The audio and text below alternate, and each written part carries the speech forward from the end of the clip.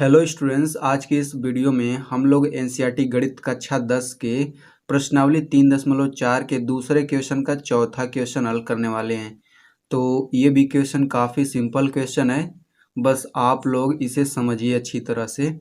तो क्वेश्चन में कहा जा रहा है कि मीना 2000 रुपये निकालने के लिए बैंक गई।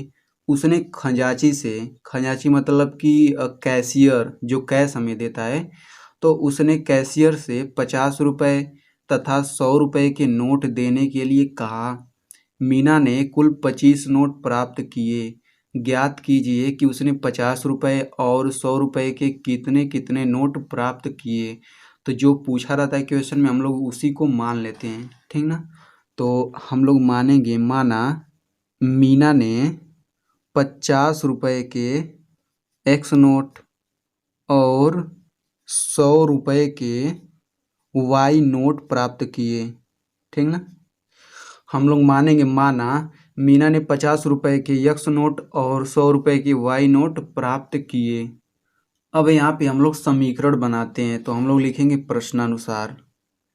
तो प्रश्न में कहा जा रहा है कि मीना ने 2000 रुपये निकालने के लिए बैंक गई और उसने खजांची से 50 रुपये तथा 100 रुपये के नोट देने के लिए कहा, ठीक ना।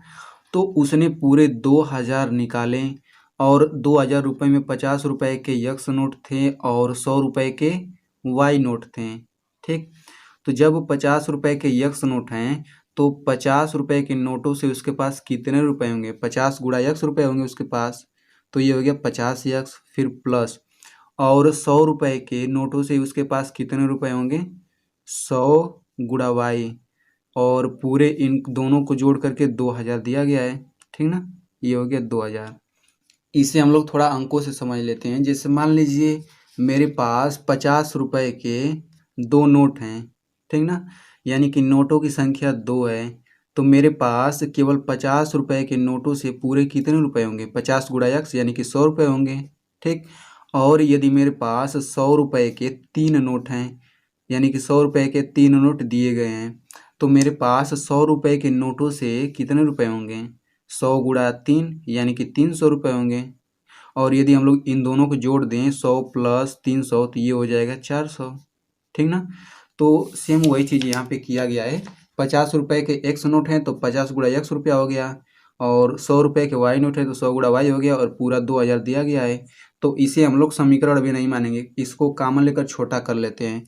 तो इन दोनों में से कॉमन क्या है, 50 कॉमन है। तो ये होगा एक्स प्लस 50 दूना 100 होता है, तो 2y बराबर, अब 2000 को क्या लिख सकते हैं, 2000 को लिख सकते हैं 50 गुणा 40, ठीक ना। अब देखिए दोनों पक्षों में 50 से गुणा हुआ है, तो हम लोग चाहे तो इसको 50 को काट सकते हैं। तो हम लोग 50 काट देंगे तो बचेगा x प्लस 2y बराबर 40। तो इसे हम लोग समीकरण 1 मान लेते हैं, ठीक ना। अब इसके बाद से लिखेंगे पुनः प्रश्नानुसार, क्योंकि हमें दूसरा समीकरण बनाना है। तो आगे प्रश्न में कहा जा रहा है कि मीना ने कुल 25 नोट प्राप्त किए, ठीक ना। तो उसने यक्स जो है 50 रुपये के नोट प्राप्त किए और वाई जो है 100 रुपये के नोट प्राप्त किए, और पूरे नोटों की संख्या 25 है। तो लिखेंगे x प्लस वाई बराबर 25। अब इसे हम लोग समीकरण नंबर 2 मान लेते हैं। चूँकि हमें इन दोनों को विलोपन विधि से हल ज्ञात करना है, तो यहाँ पे देखिए एक पद पहले से ही बराबर है, ठीक ना, और इसके आगे चिन्ह भी एक समान है, तो हम लोग घटाएंगे। तो हम लोग लिखेंगे समीकरण 1 में से समीकरण 2 घटाने पर। तो आपको पता ही है कि समीकरण में घटाने के लिए सबसे पहले बायां पक्ष घटाते हैं। तो x प्लस 2y फिर माइनस x प्लस वाई बराबर 40 माइनस 25, ठीक। तो इसे हल कर लेते हैं, तो ये हो जाएगा x plus 2y minus x minus y बराबर 40 में से 25 घटेगा, कितना आएगा, ये आता है 15, ठीक ना। अब देखिए x और यहाँ माइनस एक्स ये कट जाएगा, 2y माइनस वाई कितना होता है, y बराबर 15 आ गया।